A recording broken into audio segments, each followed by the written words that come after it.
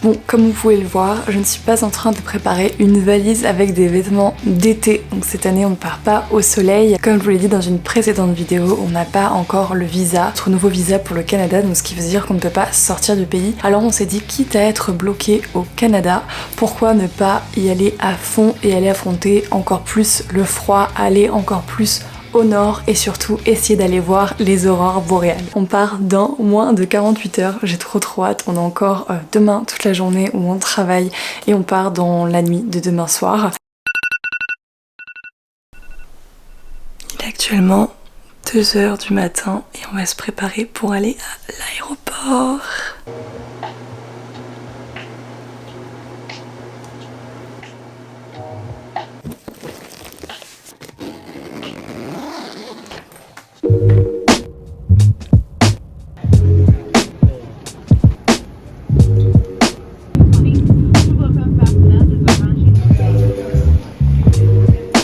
Ça y est, on vient d'arriver à Yellowknife, c'est trop bien. On sort de l'aéroport, on a fait genre 5 minutes en ville et on a juste un petit aperçu de la ville qui est toute petite. Mais c'est vraiment la même sensation que ce que j'imaginais. C'est encore mieux que ce que j'imaginais même. Là actuellement il fait moins 29 ressenti, moins 30 et quelques. Donc je vous dis, ça commence à piquer. Surtout qu'on vient juste de sortir de la voiture qui était bien chauffée. Mais on a 1 heure avant de pouvoir faire le check-in de notre logement. Donc là on a vu ce petit point de vue. Les parents de Guillaume sont d'ailleurs en train déjà de monter parce que oui, ils sont venus avec nous pour faire cette expérience. Donc on est à 4 avec sa mère et son beau-père et donc on va aller regarder un point de vue et on va se dépêcher parce que là je suis sans gants et je vous assure je ne commence à plus sentir mes doigts.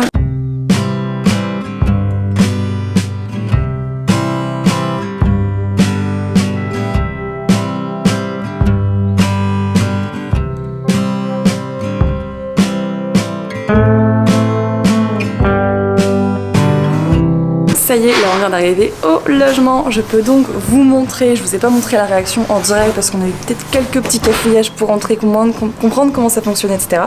Mais donc du coup, une fois que vous êtes dans l'entrée, vous avez un petit couloir ici avec donc là une première chambre. Ensuite ici on a une deuxième chambre avec les 2 lits comme ça. Et ensuite la chambre où on va dormir avec Guillaume, qui est grave mignonne. Et je vais vous montrer la vue surtout qui est trop belle. Donc là vous avez un lac avec tous les bateaux, les habitations, un vieux bus, enfin c'est trop beau. Ici on a une petite salle de bain classique, efficace et la masterpièce. Ici on a le ponton avec la vue globale sur toute la pièce. Et la petite cuisine, trop mignonne aussi, vraiment tout ce qu'il faut. La vue surtout, elle est incroyable, on est super bien placé parce qu'on est dans la partie un peu vieille ville, donc avec plein de petites maisons en bois, tout ça, enfin ça a plein de charme. Donc trop hâte de passer ces 4 jours ici et de voir ce qu'on va découvrir en termes de nature et surtout croiser les doigts pour les aurores. Je vous emmène au moins en direct pour la première sortie sur le ponton. C'est trop. Ah non, faut tirer. J'allais aller loin comme ça.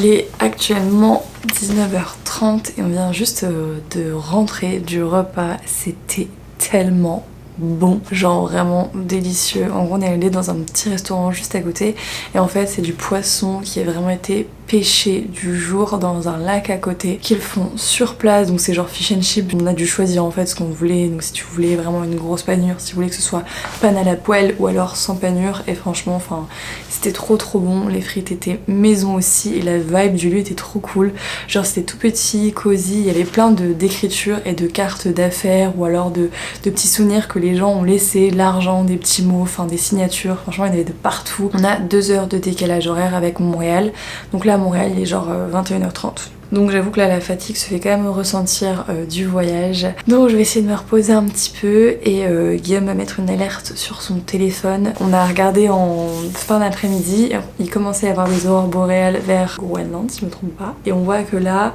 plus il a fait noir ici, plus elle commence à se déporter un petit peu à la fois vers nous, donc ça commence à se rapprocher de Yellowknife, à voir si elles viennent jusqu'ici et aussi à voir parce que ce soir il y a quand même pas mal de nuages, donc je sais pas si, même s'il y a des aurores boréales, si on saurait les voir ou pas, ou si ça pourrait faire un petit effet avec le temps, enfin on en a aucune idée, on sait pas ce que ça va donner, mais on croise les doigts et je me dis que si c'est pas ce soir, c'est pas grave, ce sera demain, parce que normalement demain on a une journée sans nuages. Je vais aller me reposer et je vous retrouve peut-être dans quelques secondes si on en a vu cette nuit, sinon je vous retrouve pour le jour 2 de ce voyage.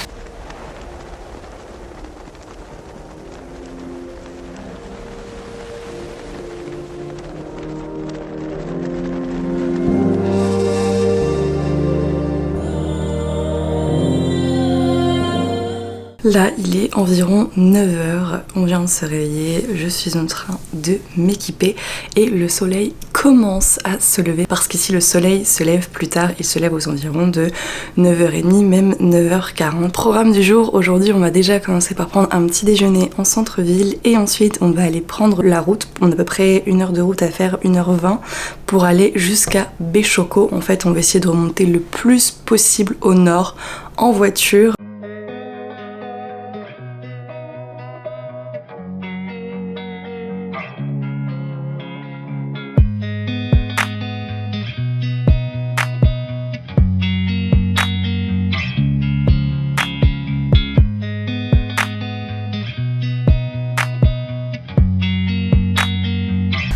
Ça y est, là on vient d'arriver à Béchoko, donc c'est trop cool parce qu'on est plus au nord où on n'est jamais allé et on commence à voir la toundra, donc les paysages sont incroyables, enfin, vous allez pouvoir regarder, voilà, c'est le paysage que j'ai en face de moi est juste ouf.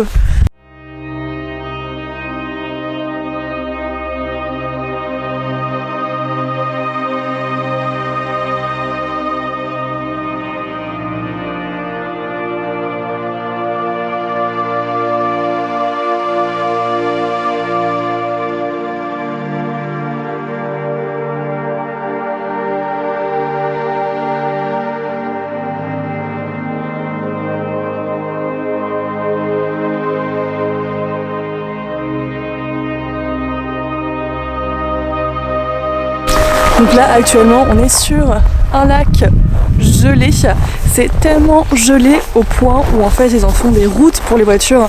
Donc là la route est fermée pour le moment je pense parce que ça se réchauffe un peu à la fois, donc pour les véhicules lourds ça devient compliqué, donc c'est par la sécurité, mais on voit des motoneiges passer et nous on peut marcher parce qu'on est super léger et on se rend même pas compte que c'est un lac en fait tellement il y a de la neige et tellement c'est gelé que ça a recouvert, et donc ça rend des paysages incroyables. Il est actuellement 12h30 et là le soleil, vous voyez à quel point il est bas aussi par rapport à nous, et donc là le soleil est à son maximum de hauteur pour la journée, il commence même déjà à redescendre et d'ici 2-3 heures il fera déjà noir.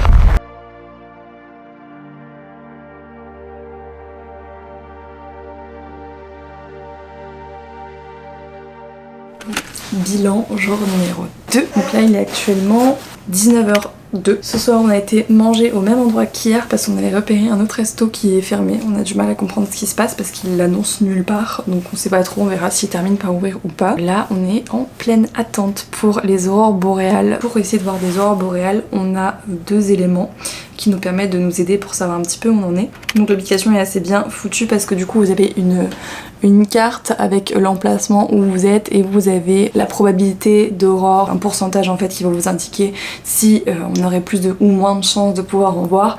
Et on voit aussi là en vert fluo, là où il y a des aurores en ce moment, et on voit que ça s'agrandit. Hier soir on voyait ça s'agrandir et aller jusqu'à nous, mais comme c'était couvert on voyait rien. Et la deuxième chose c'est d'aller sur le site Aurora Max, et en fait sur Aurora Max vous avez carrément une caméra en direct qui vous montre. On peut aussi remonter dans le temps, par exemple si on regarde il y a 3 jours, il y a 4 jours, c'était rempli d'aurores boréales, surtout entre 22h et 1h30 du matin, et ensuite ça reprenait à partir de 3h jusqu'à 5h de manière assez intense. Donc on verra. En tout cas là, Les conditions sont réunies, le ciel est dégagé, on commence déjà à voir très bien les étoiles. Donc on va avoir un bon mix voie lactée et j'espère aurore boréale. En tout cas ce soir c'est le grand soir. Donc là on est tous assis face à la fenêtre mais il est que 19h donc je pense que je sais pas ce qu'on va faire. Soit on va regarder un film, je me dis est-ce que je fais une sieste, en même temps je vais me réveiller, je vais être éclatée. Donc je sais pas trop, voilà on boit du café et on essaie de tenir une partie de la nuit à voir. Ça y est, on commence à voir le début d'une aurore boréale, donc c'est vraiment le tout début. Je vais essayer de vous la montrer à la caméra, je sais pas si vous allez voir tout de suite, mais ça commence. Ah, on voit rien du tout à la caméra. Ah, quoique un tout petit peu, si. Il y a un trait vert là.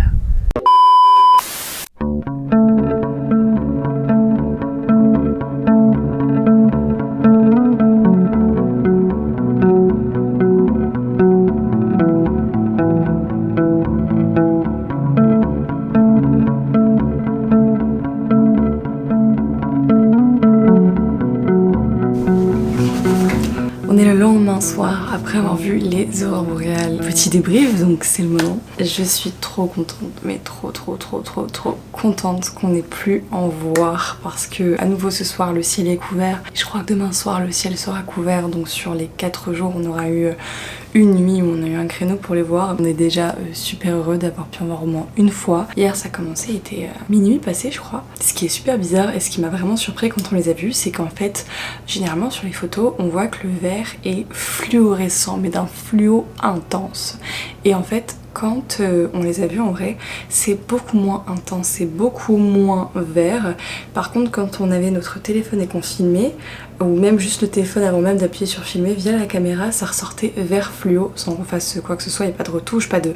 Vraiment, c'est naturellement avec l'écran, ça modifiait la couleur en un vert très intense, très fluo.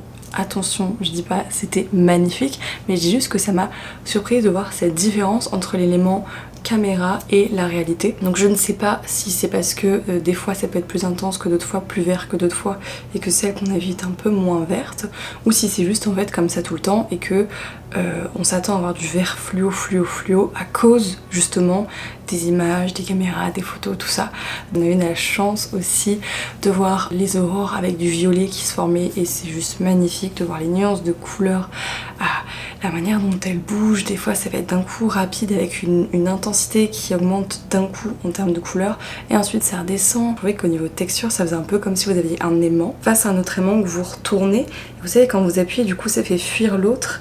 Il y a un genre de tout petit tremblement qui se passe et c'est un petit peu cet effet là que ça fait. Je vous décris les aurores mais pour vous décrire un petit peu la sensation qu'on a en les voyant en termes de texture, c'était assez impressionnant, c'est vraiment particulier. Yellowknife est donc une petite ville pleine de charme, capitale des territoires du nord-ouest, entourée de roches, de lacs et de forêts. L'hiver, le soleil est bas et intense. Les lacs gelés deviennent des routes pour les voitures, les motoneiges et les traîneaux à chiens. Et l'été, ils se transforment en pistes d'atterrissage pour les hydravions. C'est un mode de vie différent où tout a l'air plus lent, plus paisible.